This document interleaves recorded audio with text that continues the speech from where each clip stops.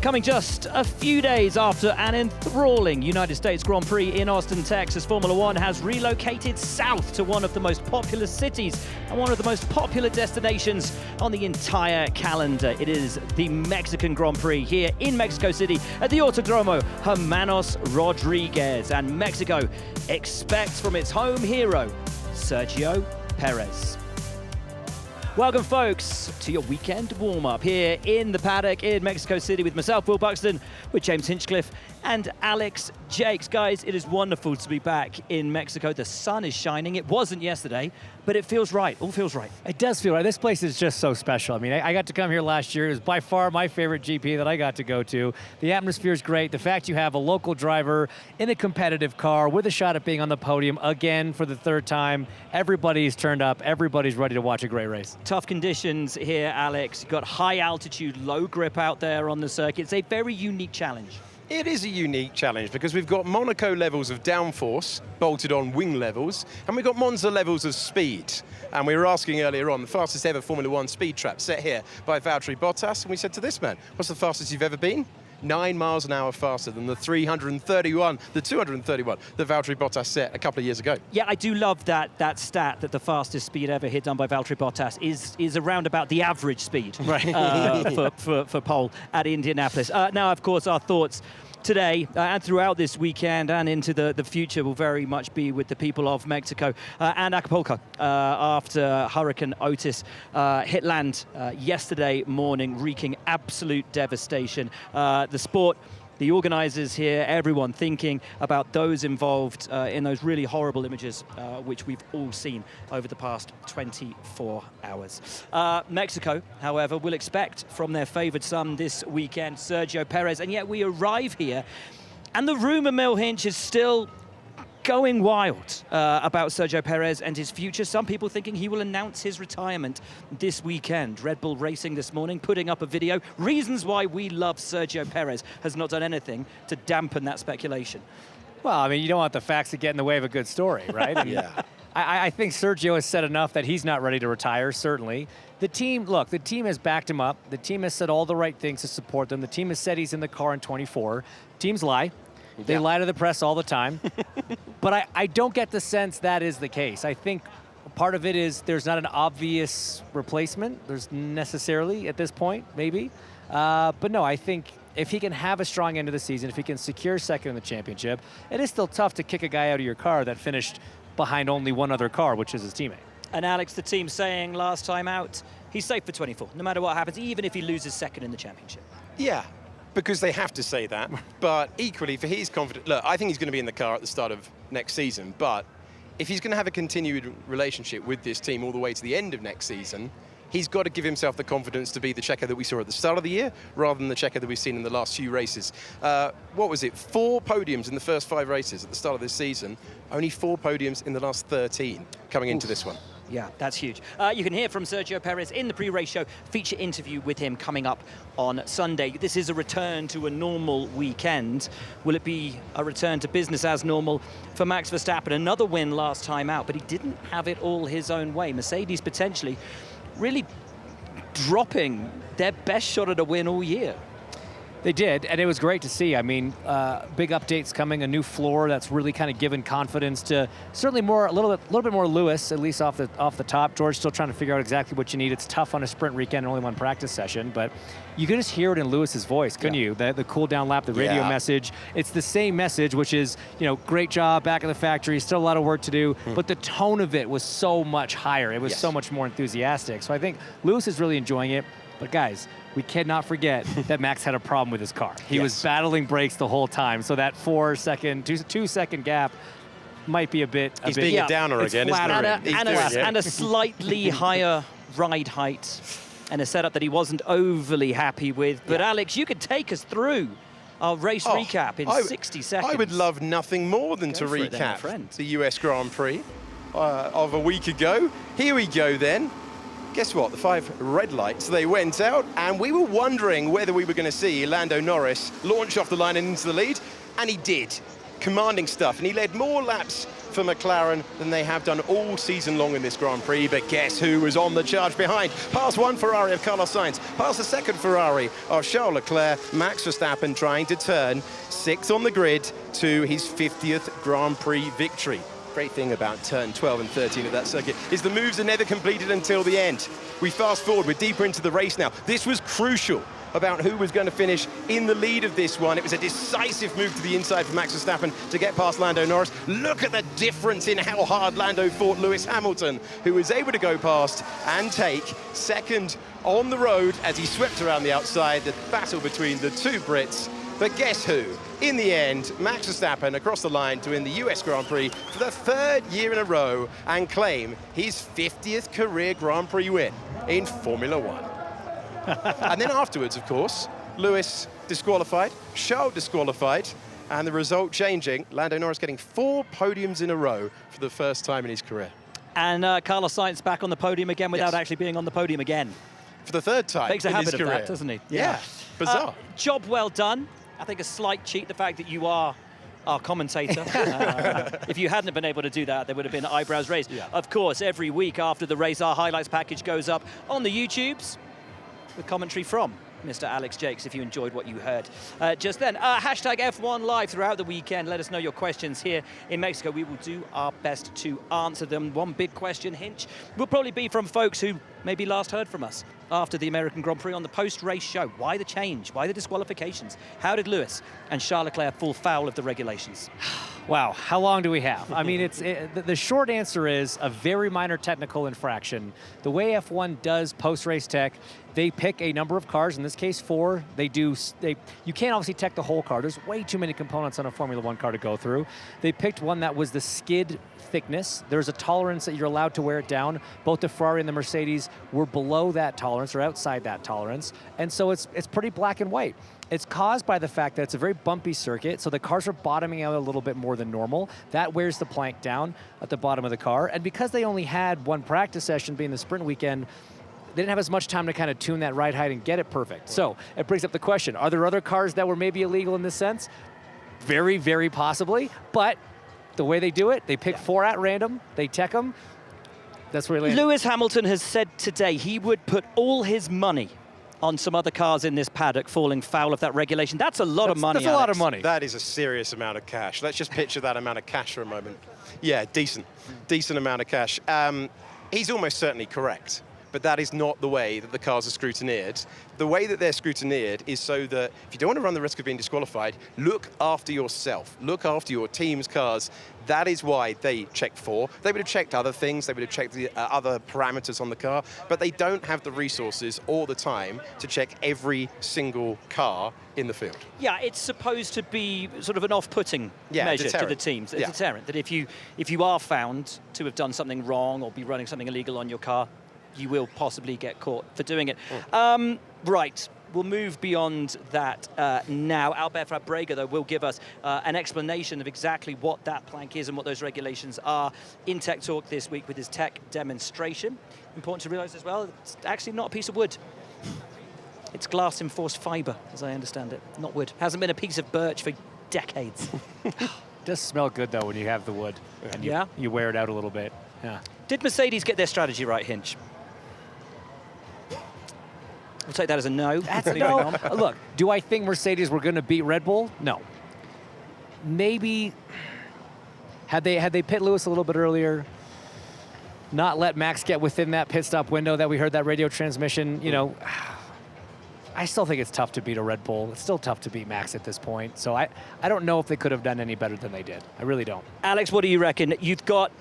Okay, the car would have been disqualified no matter what happened anyway. It almost would have been worse if he'd won. Well, it would have been so much worse. But they were running that car low. They hadn't done a practice on full fuel. They didn't know that that plank was going to wear out as much as it was. They were in a setup window that they were happy with. Max was not in a setup window that he was happy with, and he had the brake issue. Had they gone for 2 stops from the get-go, rather than attempting that one, would we have been looking at a driver disqualified from the win rather than P2? Honestly, I think yes, and I think they're slightly regretful at Mercedes that they didn't stick more to the plan. They went in search of that 1 stop. saw it wasn't going to work and bailed out of it. If they'd committed early for the two-stop, yeah, I think he'd have had every opportunity. He was 2.2 seconds away from him at the end of the Grand Prix. That is, I mean, he came out of the pit stop and he said, "You've given me a huge gap." Therefore, massively implying that if it was a tinier gap, he was confident about closing it down. He lost about 11 seconds in that part. George Russell, a huge chunk behind his teammate Lewis Hamilton across the line. His car wasn't checked at the end of the Grand Prix, but he had said he wasn't as happy with the car during the race as was Lewis Hamilton. I spoke to him earlier today. Much more confident for here and Brazil, where they expect that upgraded Mercedes to go even better than it went in Austin. So if you've got your F1 fantasy team, Mercedes might be a team you might want to put in this weekend and into Brazil. But what about the other driver caught up in the disqualifications? Charles Leclerc was talking to the press earlier today. Charles, Austin was obviously already a complicated race, and then the disqualification must have felt like a bit of a kick in the teeth afterwards. What's been the processes like at Ferrari to make sure something like that doesn't happen again? I mean, it's a very difficult question to answer, especially on a sprint weekend, because at the end we only have one session to actually set up the right height of the car. And once we finished FP1, we had nowhere, so the car was not touching at all. Then obviously with high fuel, etc., then you get to the race and you get disqualified for the smallest margin possible. But rules are rules, and they are written black on white, so it's completely fair to have disqualified us.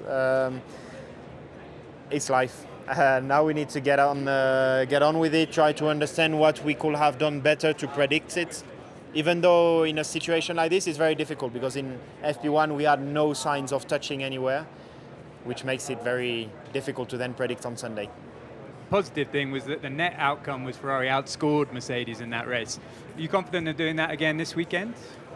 That's definitely the goal. I mean, the fight is clearly with them until the end of the season, and we need to be in front of them at the end of the season. So that's our target. That's the target. Mercedes, though, feeling very confident coming into this weekend. Charles then and Ferrari taking it on the chin, as did Mercedes. Rules is rules. It's a little bit like track limits. You're over, you're over. There is no argument about it either way. Is there an argument, though, that with 50% of the cars being found to have had an issue, perhaps a few more might have been looked at? There's an argument for it. There's not really a precedent for it. They select a number of cars. That's pretty consistent. Like I said, they don't look at every parameter on the car, and they don't check every part of the car. I think they specifically looked at the plank because of the nature of the bumpy. So they kind of had a thought that this might have been an issue. So maybe a bit cruel, because with only one practice session, it's hard to get it right. But hey, racing's hard. So. Let's move on then to Ferrari. Charles ran the one stop, didn't work out. Was the only one to do it. We heard from Pierre Gasly in our post-race show exactly what he thought of that one, and it frankly wasn't repeatable. Carlos Sainz, though, with the two-stopper on the podium, will he be happy with the race overall in Austin, Texas? I think he definitely will, considering where he was in the sprint, where it was the body language was poor. Ferrari after the race, so he's on the front foot, isn't he? He's happier, and he's got a great record against his teammate here. Charles Leclerc's never out-qualified him around this circuit, so he's a driver in good form since the summer break, and he turned his weekend around because the sprint was kind of demoralising for Sainz. Yeah, it really was. Charles, though, Hinch has been making comments in the last few days that he really feels this upgraded car, since the upgrades come in, we know there's not going to be any more for the rest of the season, has really brought it back to him, because Carlos came back from the summer break absolutely punching. Yeah, it's fascinating what the upgrades have done for Charles. Basically, Charles is a guy that likes a lot of front end. He doesn't mind the rear end moving around a little bit more, sliding a little bit more. What was happening with the car this year is as soon as you got it into yaw, as soon as you had a bit of oversteer, it was losing a tremendous amount of downforce. And so he was having to run it with a bit more understeer. I think Carlos likes a little bit more understeer in his car inherently, and that's kind of why we've seen him a lot closer, especially over one lap, which isn't what we saw last year.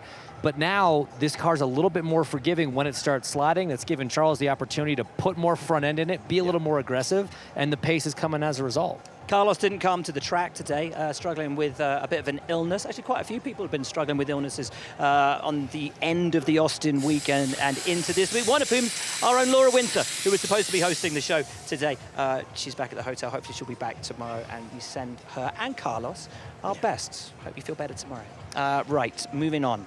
driver who has overtaken Charles Leclerc in the Drivers' Championship, Alex Jacques, is Lando Norris. As you said, another podium, a brilliant run of form for him, and McLaren continue to impress ever since that upgraded car came on deck. They are still one of the teams to beat here in the paddock as we roll into the final races of the season. They are, and what a contrast to the start of the year, not just at the performance and struggling to get out of Q1 and then getting through. Now Lando's got to get used to doing this every single week, and I thought it was quite telling in the battle that we saw in the 60-second recap.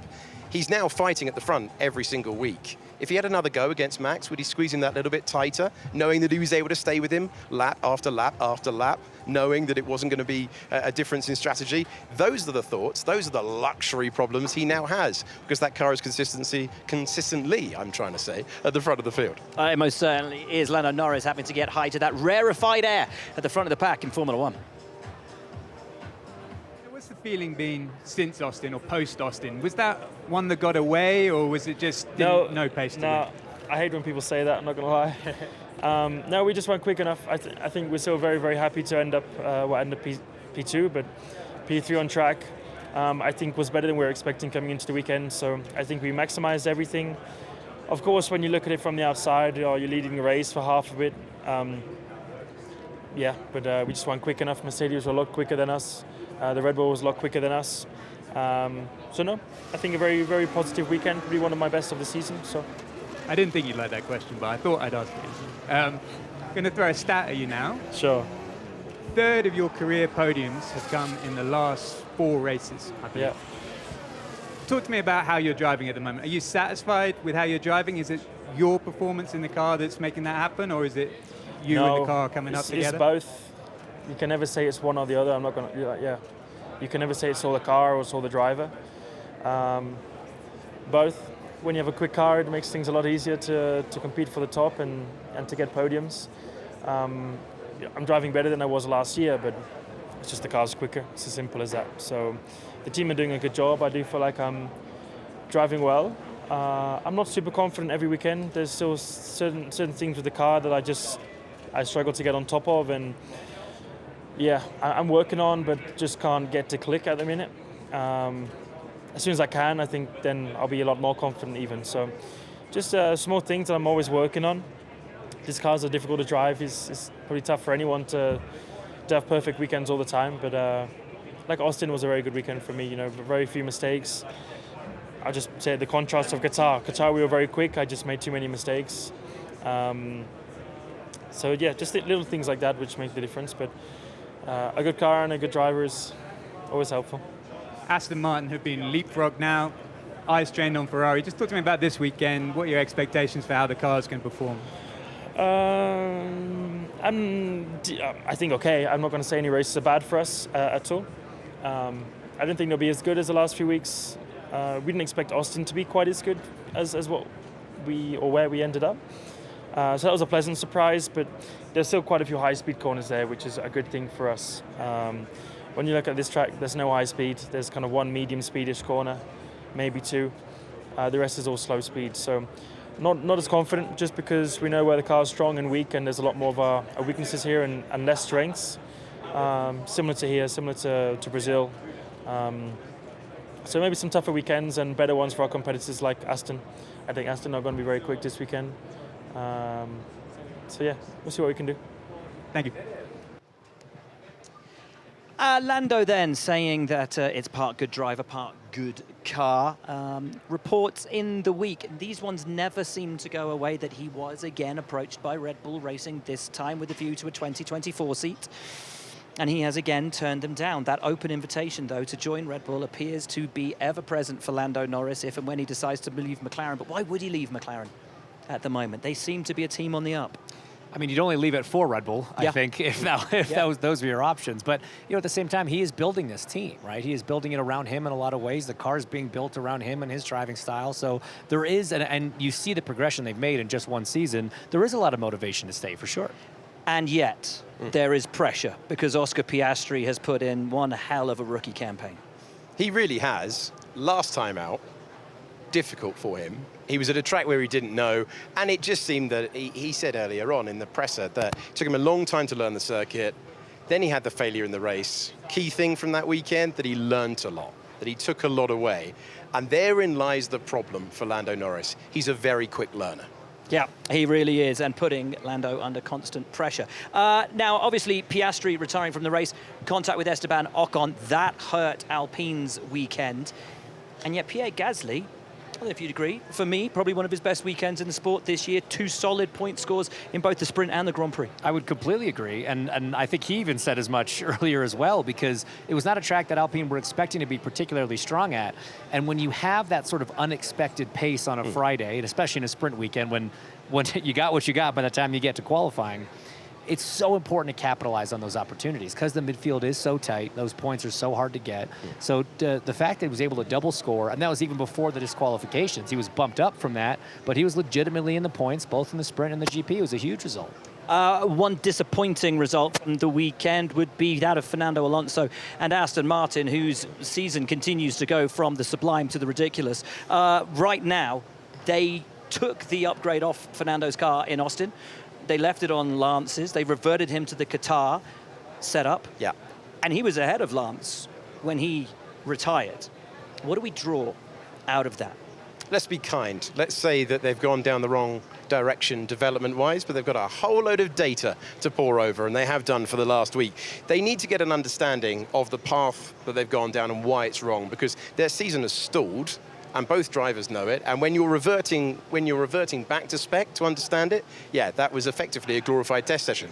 But I will say, they might not have gone down the wrong path because Fernando's usually ahead of Lance. And he was only 1 position ahead of Lance when he went out. Lance started from the pit lane as well and drove his way almost lockstep with Fernando through the field. That new upgrade needed more than 1 practice session to get it tuned properly. They were able to make some adjustments. And it wasn't a good practice session for them. No, they had Lance issues did 5 laps because of a brake fire. So I actually am not sure that the upgrades didn't work. Obviously, the Qatar car was still decent enough, but I think being able to change the setup, like you said, a lot of useful data, and hopefully it's going to translate for the last few rounds. So essentially, because your expectations on Lance are so low, the fact that he achieved so much shows that the upgrade package works. I am saying he accomplished almost the exact same, pretty much the same amount as Fernando in a different spec car. So the spec of the car can't be terrible because, yeah, Lance isn't out driving Fernando at this point by 4/10. So I think that the fact that they were very close, that means it's probably a good step in the right direction. Yeah, the team has said that they definitely did take a misstep with their changes this year. Their simulation tools back at the factory just weren't correlating to what they've been seeing on track and actually sent them down a completely wrong path with what we know was a phenomenal car at the start of the season. Given they were P7 at the end of last year, would they have taken P5 if you told them at the end of last year they'd be P5 this year? Would they take that, not knowing what we know about the way they started the season this year? Yeah.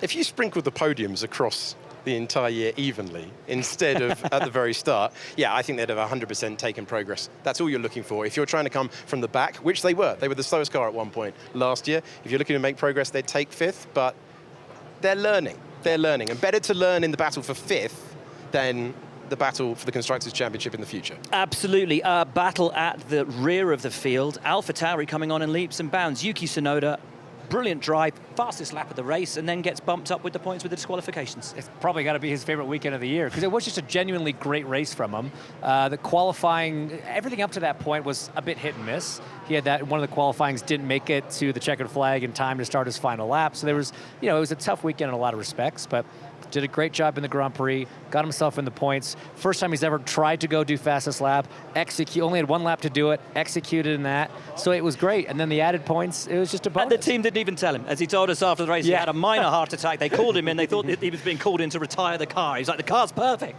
Why are you calling me in? And they're like, no, fastest lap. Okay, where else do we go?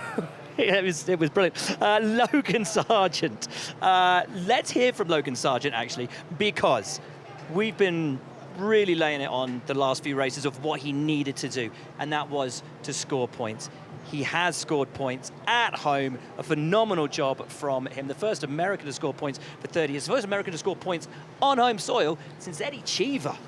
It's going way back. Great to hear from Logan Sargent earlier today. Logan Sargent, points scorer. They say in football you get 1 goal and then the goals start coming. Do you reckon that would be the same with the points? I hope so. Soccer. What's that? Soccer, not football. Okay, well, there you go. I know both ways. I've lived in London long enough. But no, I hope so. Definitely a good bonus to what was already a really good Sunday in Austin, and extra motivation heading here. I think realistically it's getting more and more difficult for us as other teams keep bringing upgrades, and we're not. But it just shows that we executed well, and we were there to pick up the points that were left on the table. Could you take us inside the Williams team? What were the conversations like with James Vowles after that result?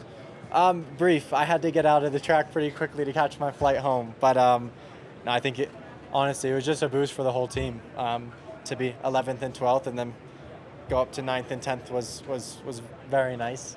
But yeah, like I said, it was a strong Sunday for myself. The pace was really good. It was a really good turnaround from the Saturday.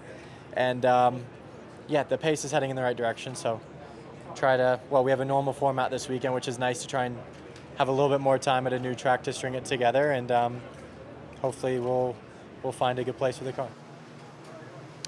So points finally on the board for Logan Sargent. Hinch, is it unfair to say points, but only points by default? No, I don't think so. I think just like people that capitalized on track limits penalties in Qatar to get into the points, you got to finish your race, you got to not have your own penalties, and your car has to pass tech. I think it's totally fair. That's racing. And the thing is it was probably his best race since Bahrain anyway. Like a 12th was still a good result, one position behind his teammate. 6-7 seconds, whatever it was. Still a bit of a gap over the Grand Prix, but much better than what we've seen. So I think it was phenomenal, and the fact he got rewarded with points, just awesome. And JC, this is the thing, isn't it? Regardless of how those points came, he was so much closer to Alex Albon. Yeah. And we know how good Alex is. We really do. Listen, he will take a point any way it comes. He's been under enormous pressure. We've seen it before as well. He wears his heart on his sleeve. Yeah. He was desperate. Maybe over desperate to get those points. Now he's got it. Okay, he knows he can do it. And it was off the back of a race that, deserved it if a couple of people dropped out. And they dropped out after the Grand Prix. So take it any way you like. And there's a lot of work that's gone into that. So, yeah, I think he deserves it. Great to be back in Mexico. Just giving you a little tour of the outdoor area here. We've got piñatas up in the sky, which I think Max Verstappen was having a bit of a thwack at earlier today. Taco stands, ice cream stands, face painting. You getting that done on Sunday? I got too much beard. There's not really much face to paint here. Oh, I don't know. The top half. You do something. Get Phantom of the Opera thing going on. Oh, there you go. You'll be fine. You'll be absolutely fine. And a tailor shop. And so here's Max and Sergio. You are supposed to, I believe, wear a blindfold, and you're definitely not supposed to hold it. That's cheating, Verstappen. 10-second penalty. I think maybe even a drive-through for that. But all fun and games here in Mexico City. It's always a great race here, a fantastic, phenomenal event. Now, Alfa Romeo, guys. What do we say about Alfa Romeo, Jake? See, they are coming under increasing pressure now from AlphaTauri. What can they do these last few races? Well, I think they're really relieved that they've got 3 practice sessions to try and understand the car, because of all the teams this year, they've understood the car, I think, the least across the breadth of the season. So they need all the track time they can get. And then we have seen when the opportunity strikes, if you can do something slightly different with strategy, they're there to pick up the pieces.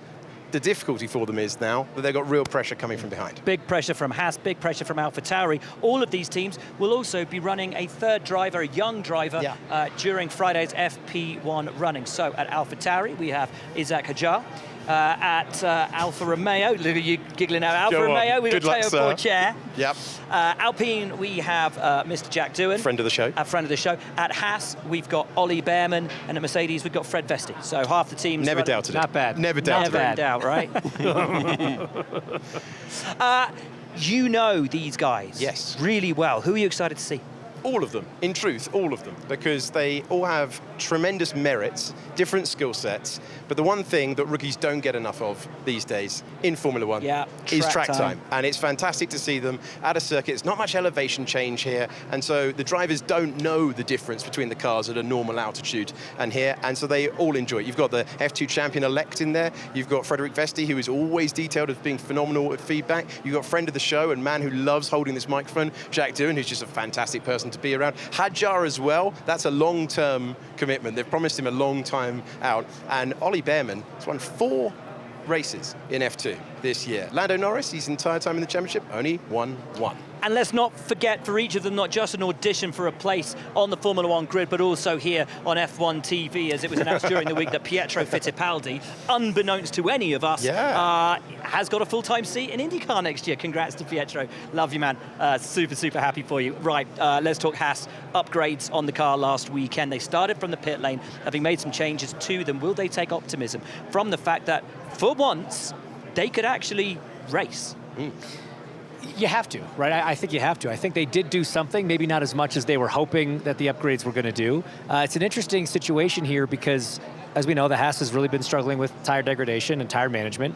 This is a max downforce track, even though it's kind of a low downforce track in a lot of ways, but it's not too hard on the tires. The surface itself is not very abrasive at all. It's one of the smoother tracks. So this could be a place where between, you know, a race worth of data on the upgrades, 3 practice sessions to tune it in, and a circuit that might be a little bit better suited to them anyway, this could be a good weekend for them. Love it. Right, now, this country, this place is all about traditions.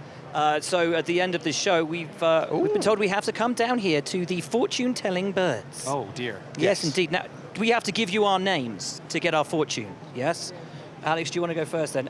Alex? Yeah, Alex. So we're going to get a fortune for Alex for the weekend and see. This is just before we do our predictions, so we'll see how this one works out. We got another 20 minutes to show this in full, ages. This is why we? people tune in. We're all good, mate. We're all good. Yes, so the bird will give you your fortune. They'll pick one out. Doesn't want to do it. Alex. It's a good job we did this live, isn't it? It's really good. Yep. Really glad we didn't pre-record this. They're camera shy. It's all gone wrong. Yeah, so Alex is one. So I've run out of fortune. Yeah. Do you want to try? Alex Do you want to try another bird? Okay. Right. This has gone swimmingly. Alex, your prediction. Oh, here we go. The bird hasn't taken it. You just get one. It is up to you whether you move fast or you stay last. Oh. Ooh. Wow. You got to make that call. I got mine earlier today. Oh, no. It was very F1. Go on. Study well those persons whom you are dealing business with, for there is someone who you think is sincere, but is working behind your back. Oh. You wouldn't do that to him, Hitch, would you? No, it's not me. Right. I'm the Canadian. It's not me. Should we get James's? Can All right. we get one for James? Yeah, for James. Let's see. What's your fortune for the weekend? Oh, it also said my lucky day is Saturday. So. Oh, that's good. Okay. And of course, folks, don't forget Saturdays when you have to lock in your teams. Oh. This has gone. There's one. There's one. That's it. It's coming. The one. There you go, Hinch. Good job. I'm pretty impressed, actually. Pretty impressed. We've got yours. Oh, okay, here we go. Right, and then we're going to get some predictions from you. What does yours say, my friend? Come on. You need to stop working behind someone's back. Keep the revs up and the wheel spin down. Okay. That's sound advice. Yeah. Yeah. Can't argue that. Yeah. I like the fact that yours were like motorsport themed and mine was just really quite depressing. Yeah, this is just dark and ominous. It's even meant to be part of that.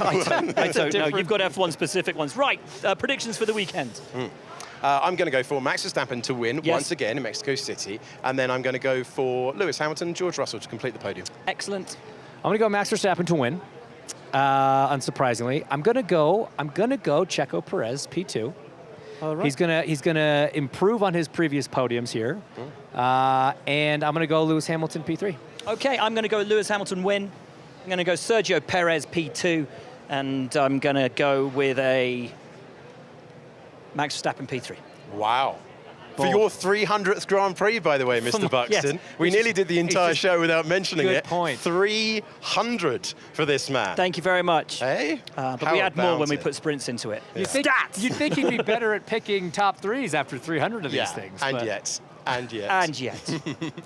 Right, folks, here's where you can see everything for the rest of the weekend. Coming up tomorrow, we're back to a normal weekend. Practice 1 comes along at 12:15 local time. Practice 2 at 3:45 local time. Then on Saturday, practice 3 at 11:15. Your pre-quali show at 2:30, quali at 3, and your post-qualifying show immediately after at 4 p.m. Rolling into race day here in Mexico City. At 1 p.m. local time, it is your pre-race show, the Mexican Grand Prix at 2 p.m. and your post-race show immediately after the podium. And that is it, folks, from your weekend warm-up here in Mexico City. a country expects from its favoured son, but will it be business as usual for Max Verstappen? Can Mercedes bring a surprise? Find out here on F1 TV.